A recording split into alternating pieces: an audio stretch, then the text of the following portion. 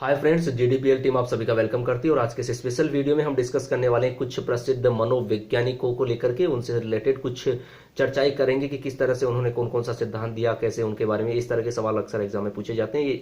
ये वाला टॉपिक हमारा साइकोलॉजी से रिलेटेड है। टू बी क्लियर गाइज, और अगर ये वीडियो आपके लिए मददगार साबित होता है तो आप इस वीडियो को लाइक करना ना भूलें। साथ ही ज्यादा से ज्यादा हमारी वीडियोज के अपडेट का लाभ उठाने के लिए हमारे यूट्यूब चैनल जीडीपीएल को सब्सक्राइब करना ना भूलें और अपने बहुमूल्य फीडबैक देना नहीं भूलें। अगर ये वीडियो आपके लिए ज्यादा मददगार साबित होता है तो इसे अपने फ्रेंड्स के साथ भी शेयर करना ना भूलें। एक इसी के साथ मैं बताना चाहूंगा कि अभी हाल ही में हमने एंटरटेनमेंट से रिलेटेड एक यूट्यूब चैनल भी लॉन्च किया है। जब आपको वक्त मिले, जब आपका एंटरटेनमेंट का मन हो, तो हमने एक यूट्यूब चैनल अभी हाल ही में लॉन्च किया है जिसका नाम है अंदाज आशिकाना। तो आज के इस स्पेशल वीडियो की तरफ बढ़ते हैं। हम लोग प्रसिद्ध मनोवैज्ञानिकों को लेकर के उसके बारे में हम लोग कुछ डिस्कस करते हैं, ताकि आप जो आपकी एग्जाम की दृष्टि से अति महत्वपूर्ण है। देखिएगा, सबसे पहले हम लोग बात करते हैं प्रसिद्ध मनोवैज्ञानिक। उनमें से सबसे पहले हम लोग लेते हैं सुकरात को लेकर के। ये छोटी छोटी बातें हैं जो आपके लिए बहुत ही इंपॉर्टेंट साबित होंगी। तो अगर सुकरात की बात करें तो सुकरात कौन है? एक महान विचारक हुए हैं। कौन हुए हैं? महान विचारक। टू बी क्लियर गाइस, ये छोटे छोटे पॉइंट है बट इंपॉर्टेंट है आपके एग्जाम के लिए, ठीक है। और सुकरात ने क्या कहा था? सुकरात ने क्या कहा था? ज्ञान ही सद्गुण है। ज्ञान ही क्या है? ज्ञान ही सद्गुण है। तो एक ही बात के साथ दो तीन पॉइंटों की बात कर रहे हैं हम लोग सुकरात के बारे में। सुकरात महान विचारक हुए हैं और ज्ञान ही सद्गुण है, ऐसा किसने कहा? सुकरात ने कहा। और इनकी जो अध्ययन पद्धति थी, यानी कि सुकरात की जो अध्ययन पद्धति, उसको किसके नाम से जाना जाता है? द्वंद्वात्मक पद्धति के नाम से जाना जाता है। जैसा कि मैंने बताया, इसमें सिर्फ स्पेशल एक दो फीचर्स के बारे में डिस्कस करेंगे। बाकी डिटेल्स हमारी जो अलग वीडियोस हैं, स्पेशल वीडियोज, उसके माध्यम से हम आपको प्रोवाइड करवाते हैं, वहां आप लोग देख सकते हैं। तो सुकरात महान विचारक, ज्ञान ही सद्गुण है, ऐसा किसने कहा? सुकरात ने कहा। और सुकरात की जो अध्ययन पद्धति है उसको द्वंद्वात्मक पद्धति के नाम से जाना जाता है। To be clear guys. अब बात करें नेक्स्ट की, तो नेक्स्ट है हमारा कोफक्का, ठीक है। ये इंपॉर्टेंट है एग्जाम की दृष्टि से। हम लोग बात करें तो इन्होंने 1912 में, कब? 1912 में, 1912 की बात करें तो 1912 में जर्मनी में। कहां पर? जर्मनी में। लोकेशन कौन सी? जर्मनी। देखो, दोनों तीनों बातें आप ध्यान में रखना, क्योंकि क्वेश्चंस कहीं से भी पूछ लिया जाता है। तो जर्मनी में किसके साथ? वर्दीमियर। ये भी याद रखना, वर्दीमियर, ठीक है। पहला तो कौन आ गया? वर्दीमियर व कोहलर। कौन? कोहलर। इन दोनों के नाम भी याद रखने जरूरी है आपको, ठीक है। यानी कि 1912 में किसने? कोपक्का ने जर्मनी में वर्दीमियर व कोहलर के साथ मिलकर किसका, कौन से मत का प्रतिपादन किया? गेस्टाल्ट मत का। कौन सा? गेस्टाल्ट मत का प्रतिपादन किया। टू बी क्लियर गाइस, तो याद रह जाएगा कोपक्का के बारे में। इन्होंने 1912 में जर्मनी में, कहां पर? जर्मनी में वर्दीमियर व कोहलर के साथ मिलकर गेस्टाल्ट मत का प्रतिपादन किया। To be clear. अब बात करते हैं नेक्स्ट की, तो क्लार्क हॉल।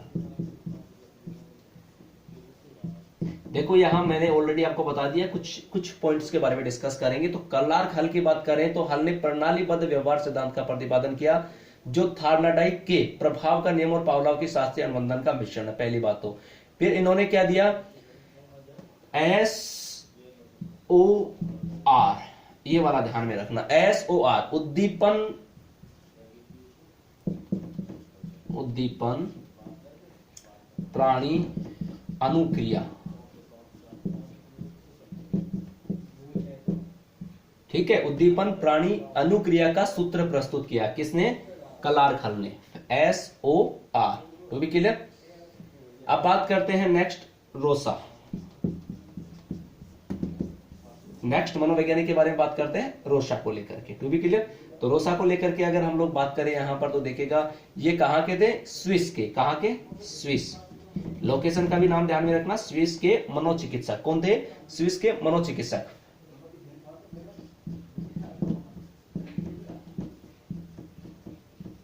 ठीक है। तो ये दो तीन पॉइंट याद रखने हैं। रोसा कौन? स्विस के मनोचिकित्सक थे। और इनकी बात की जाए तो हरमन रोसा। क्या नाम है? हरमन रोसा। क्या नाम है? हरमन रोसा। तो हरमन जो रोसा थे, उन्होंने किसका प्रयोग किया? शाही के धब्बों वाला परीक्षण का निर्माण किया। देखिए गाइस, शाही के धब्बों वाला परीक्षण किया और ये कैसी विधि थी? प्रक्षेपण विधि। ये याद रखना, इस तरह के क्वेश्चंस पूछे जाते हैं। किसने?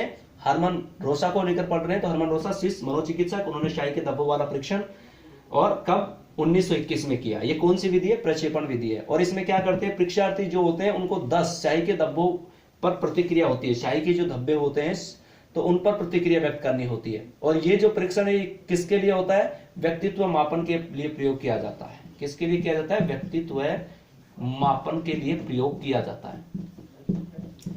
ठीक है, ये इंपॉर्टेंट तथ्य है इसका। पहली बात तो शाही के धब्बों वाला परीक्षण किसने किया? हरमन रोसा ने। कब किया? 1921 में। तो ये हरमन रोसा कहाँ के थे? स्विस के मनोचिकित्सक। और ये शाही के धब्बों वाला परीक्षण क्या है? प्रक्षेपण विधि है। और कार्ड कितने ये जो लिए इन्होंने, कितने लिए? 10 शाही के धब्बों वाले पर प्रतिक्रिया व्यक्त करते हैं कौन? विद्यार्थी। और ये किसके मापन की विधि है? व्यक्तित्व मापन के लिए विधि है। तो भी क्लियर गाइस? देखिएगा, अब कोहलर की बात करें तो अभी थोड़ी देर पहले भी हमने डिस्कस किया था। मार्क्स, वर्दीमियर, कोपका और कोहलर ने मिलकर के, इन तीनों ने मिलकर के किसका? सूझ या अंतर्दृष्टि सिद्धांत। किसका? सूझ या अंतर्दृष्टि सिद्धांत, या उसको क्या कहें? गेस्टाल्ट सिद्धांत का प्रतिपादन किया, यानी किसको प्रतिपादित किया। अब क्वेश्चन से कि ये गेस्टाल्ट को लेकर के क्वेश्चन पूछा जाता है, वो भी ध्यान रखिएगा। गेस्टाल्ट जो शब्द है वो कहाँ का है? तो गेस्टाल्ट शब्द क्या है? जर्मनी का है। कहाँ का है? जर्मनी का शब्द है। और जिसका अर्थ क्या होता है? समग्र आकृति। क्या होता है? समग्र आकृति। इंपोर्टेंट है, क्वेश्चन पूछा जा चुका है। तो क्या होता है? गेस्टाल्ट वर्ड जो है वो कहाँ का है? जर्मनी का है। और इसका अर्थ होता है समग्र आकृति। To be clear? और इस सिद्धांत के अंतर्गत किस पर प्रयोग किया गया? एक तो सुल्तान नामक। किस पर? सुल्तान नामक। इसमें दोनों चीजें आ जाएंगी। सुल्तान नामक कौन था? वन मानुस पर प्रयोग किया गया। सुल्तान नामक वन मानुस। तो नाम पूछ लिया जाए तो उसका नाम क्या था वन मानुस का? सुल्तान। टू बी, तो सुल्तान नामक वन मानुस पर प्रयोग किया गया। To be clear guys? अब बात करें टर्मन की, तो टर्मन जो है इन्होंने बुद्धि लब्धि के संबंध में सबसे पहले जो विचार किया वो किसने किया? टर्मन ने किया। और टर्मन जो है, टर्मन ने एक सूत्र दिया बुद्धि लब्धि का। ये क्वेश्चन आ चुका है एग्जाम में, इंपॉर्टेंट है। बुद्धि लब्धि का जो सूत्र या ज्ञात करने का सूत्र क्या है? बुद्धि लब्धि बराबर मानसिक आयु। कौन सी? मां लिखा हुआ है, ये इसका मतलब है मानसिक आयु बटे वास्तविक आयु गुणा 100, यानी कि मानसिक आयु, ठीक है, ऑब्लिक वास्तविक आयु इंटू 100। ठीक है, ये वाला सूत्र है, आ चुका है एग्जाम में और इंपॉर्टेंट है। फिर बात करें नेक्स्ट मनोवैज्ञानिक की, तो सिगमंड फ्राइड। सिगमंड फ्राइड क्या है? मनोविश्लेषणवादी है। कौन? मनोविश्लेषणवादी। इन्होंने क्या कहा कि जो मानव व्यवहार है, कौन? मानव व्यवहार,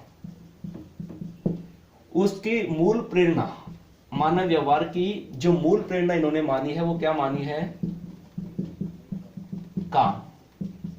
क्या मानी है? काम। To be clear? यानी कि क्या मानी इन्होंने? काम। और काम यहां, काम या लिबिडो, ये वर्ड ध्यान में रखना, बहुत इंपॉर्टेंट है, लिबिडो। ठीक है, काम या लिबिडो जो है वो शक्तियों का वह भंडार है जो सदैव सुखों की खोज करता है, इस बात का ध्यान रखना। और एक सामान्य व्यक्ति में, इनके अनुसार क्या होता है? एक सामान्य व्यक्ति का व्यक्तित्व 3 कारक से बनता है। और 3 कारक कौन कौन से दिए? वो 3 कारक देख लो, इंपॉर्टेंट है। स्पेशल इसके लिए हमने वीडियो बनाया है, वहां आप लोग इसके विस्तार देख सकते हैं। ईड, इगो और सुपर इको। एग्जाम में इससे रिलेटेड भी क्वेश्चंस पूछा जा चुका है, इंपॉर्टेंट है, तीनों के बारे में देख लीजिएगा। इसका स्पेशल वीडियो में हमने बना दिया है ताकि आप लोग वहां पर इसको विस्तार से पढ़ सके। तो इन्होंने क्या बताया? 3 चीजें बताई व्यक्तित्व में, 3 कारक बताए, कौन से? ईड, इगो और सुपर इको। तो भी क्लियर? अब बात करें नेक्स्ट, तो वुंट। वुंट जो है ये कहां के हैं? जर्मनी के। कहां के? जर्मनी के मनोवैज्ञानिक है। ठीक है, और इन्होंने लिपजिग में, कहां पर? लिपजिग, लिपजिग जगह का नाम है, वहां पर प्रथम क्या? मनोवैज्ञानिक, प्रथम मनोवैज्ञानिक प्रयोगशाला की स्थापना की। इंपॉर्टेंट चीज है। तो प्रथम जो मनोवैज्ञानिक प्रयोगशाला की स्थापना कहां हुई? लिपजिग में। और किसने की? वुंट ने। किसने की? वुंट ने। और वुंट ने मनोविज्ञान जो है उसको किसके रूप में परिभाषित किया है? चेतना का विज्ञान। किसके रूप में? चेतना का विज्ञान। ठीक है, यानी कि मनोविज्ञान को किसके रूप में परिभाषित किया है? चेतना का विज्ञान के रूप में। ठीक है, अब बात करें तो देखिएगा पावलोव। तो नेक्स्ट वाला पॉइंट है पावलोव। तो पावलोव जो है इन्होंने रूसो के शरीर शास्त्री पावलोव ने कुत्ते पर प्रयोग किया। किस पर प्रयोग किया? इन्होंने कुत्ते पर प्रयोग किया। एक तो ये इंपॉर्टेंट बात है, इन्होंने किस पर, पावलोव ने किस पर प्रयोग किया? कुत्ते पर। और इन्होंने किसका किया? शास्त्रीय अनुबंधन का सिद्धांत। किसका? शास्त्रीय अनुबंधन का सिद्धांत। To be clear guys. अब बात करें एक रूसो के बारे में। नेक्स्ट अगर हम लोग लेते हैं रूसो को, किसको लेते हैं? रूसो को। तो रूसो जो है, इन्होंने मनोवैज्ञानिक आंदोलन का सूत्रपात जो किया वो किसको जाता है? रूसो को जाता है। और उन्होंने अपनी पुस्तक, जो इनकी पुस्तक का नाम है एमिली। कौन सी पुस्तक है? इनकी पुस्तक का नाम है एमिली। ये बहुत इंपॉर्टेंट, याद रखना। एमिली पुस्तक का नाम है। उसमें एक काल्पनिक बालक की शिक्षा का वर्णन इन्होंने किया है। अब बात करें फ्रोबेल, तो ये जर्मन शिक्षा शास्त्री, इन्होंने किंडरगार्टन शिक्षा प्रणाली, टू बी क्लियर, किसका किया? प्रारंभ किया। कौन सी? किंडरगार्टन शिक्षा प्रणाली, टू बी क्लियर गाइस। फिर करें थानाडाइक। तो थानाडाइक जो है, थानाडाइक के बारे में अगर हम लोग बात करें तो इनको पशु मनोविज्ञान, किसका? पशु मनोविज्ञान का पितामह कहा जाता है। टू बी क्लियर, इंपॉर्टेंट बात है। पशु मनोविज्ञान का पितामह किसे कहा जाता है? थानाडाइक को, ठीक है। और इन्होंने किस पर? एक भूखी बिल्ली पर प्रयोग किया। किस पर किया? एक भूखी बिल्ली पर प्रयोग किया। और जो सिद्धांत इन्होंने दिया वो कौन सा? प्रयास एवं त्रुटि का सिद्धांत। कौन सा सिद्धांत दिया? प्रयास एवं त्रुटि का सिद्धांत, टू बी क्लियर गाइस। फिर बात करें अल्फ्रेड बिने। तो अल्फ्रेड बिने जो थे, तो बुद्धि मापन का सर्वप्रथम कार्य किसके द्वारा किया गया था? बिन्ने के द्वारा किया गया था। कब? 1905 में। और बिन्ने व साइमन ने, किसने? बिन्ने व साइमन, बिन्ने व साइमन दोनों ने क्या किया? मनोविज्ञान साहित्य में पहली बार को किसका प्रयोग किया? मानसिक आयु का। किसका? मानसिक आयु का, टू बी क्लियर गाइस। और फिर बात करें अगर हम लोग जीन पियाजे, तो जीन पियाजे को लेकर के हम लोग डिस्कस करें।